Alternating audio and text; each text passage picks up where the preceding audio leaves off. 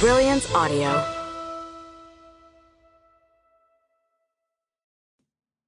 Man for Me, A Man in Charge Novella by Laurelin Paige, performed by Vanessa Edwin.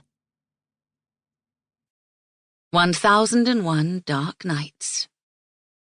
Once upon a time, in the future. I was a student, fascinated with stories and learning. I studied philosophy, poetry, history, the occult, and the art and science of love and magic. I had a vast library at my father's home and collected thousands of volumes of fantastic tales. I learned all about ancient races and bygone times, about myths and legends, and dreams of all people through the millennium. And the more I read, the stronger my imagination grew, until I discovered that I was able to travel into the stories, to actually become part of them. I wish I could say that I listened to my teacher and respected my gift, as I ought to have. If I had, I would not be telling you this tale now.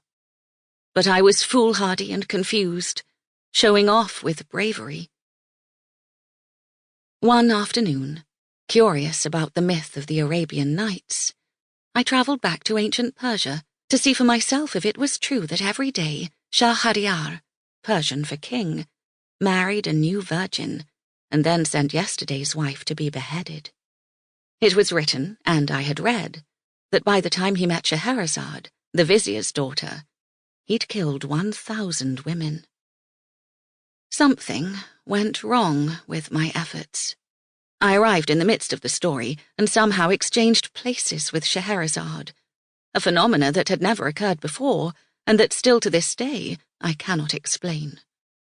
Now I am trapped in that ancient past. I have taken on Scheherazade's life, and the only way I can protect myself and stay alive is to do what she did to protect herself and stay alive. Every night, the king calls for me and listens as I spin tales. And when the evening ends and dawn breaks, I stop at a point that leaves him breathless and yearning for more. And so the king spares my life for one more day, so that he might hear the rest of my dark tale. As soon as I finish a story, I begin a new one, like the one that you, dear reader, have before you now. Chapter 1. Starting an evening with an orgasm should have been a sign of more good things to come. Literally. Of course, most orgasms aren't given out of pity, and this one definitely was.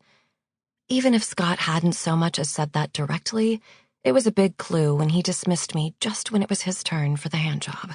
His cutting remark echoed in my head.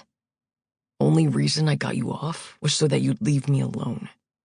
I refused to cry as I stomped away from him. Well, stomped until I got to the edge of the roof.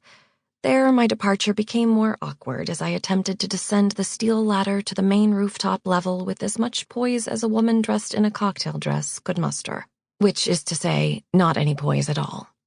Mostly, I tried to keep my knees together so that no one below could see that my panties had gone the way of my dignity, stuffed into Scott Sebastian's pocket.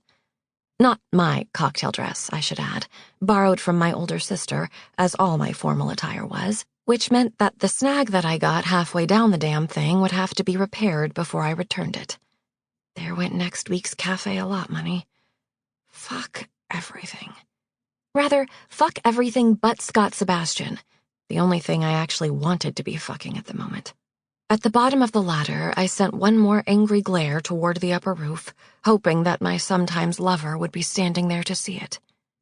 Alas, the glare went unreceived. And I, in a dramatic flare that no one was there to witness, lifted my chin and stormed over to the bar. "Everything going well?" I asked the bartender as I slipped behind the counter. His name was Denham. Denham. I'd be appalled at his parents for giving him such a ridiculous name if I wasn't so sure that it was a name change he'd taken for himself. Actors. Correction, millennial actors.